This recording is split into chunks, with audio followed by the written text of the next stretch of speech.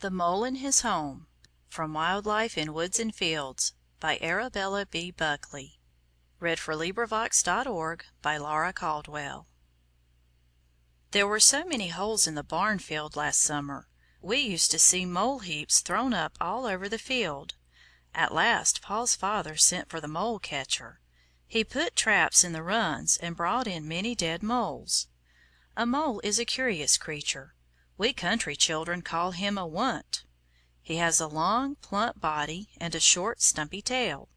His dark brown fur is like velvet, it is so soft and close. He has a long, pointed snout, very hard at the tip, and his mouth is full of strong, sharp teeth. His feet are very curious. They have no fur on them, but are naked and pink. His front paws are like broad, flat hands with very strong claws. They turn away from his body and look too big for such a small, soft creature. Paul says these paws are the mole's shovels. He lives under the ground and catches worms to eat. As he goes along he makes a hole with his hard nose, and then shovels away the earth with his strong hands.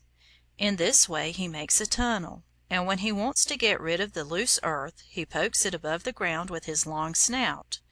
This is how the mole hills are made. But the moles do not always stay under the ground.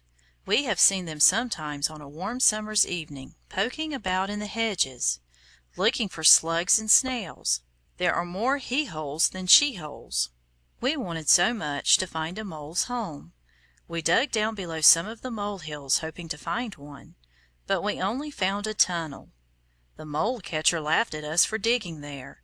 He asked us if we thought that the mole would put a heap of loose earth over his home to tell his enemies where to find him.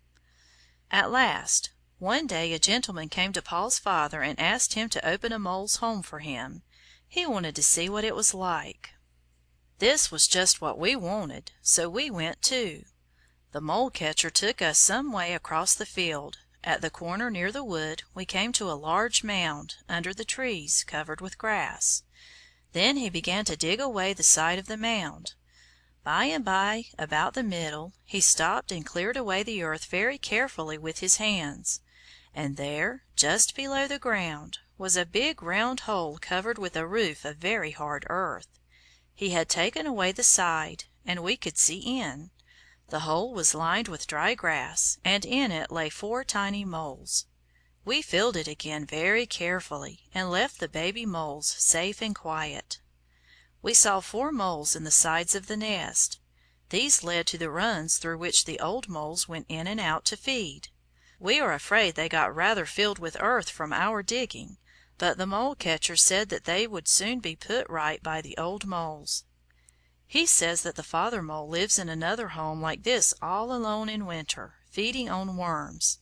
Sometimes he comes up above the ground, and if it is very frosty weather he dies of cold. He only takes a wife in the spring. End of The Mole and His Home. End of Wild Life in Woods and Fields, by Arabella B. Buckley. This recording is in the public domain.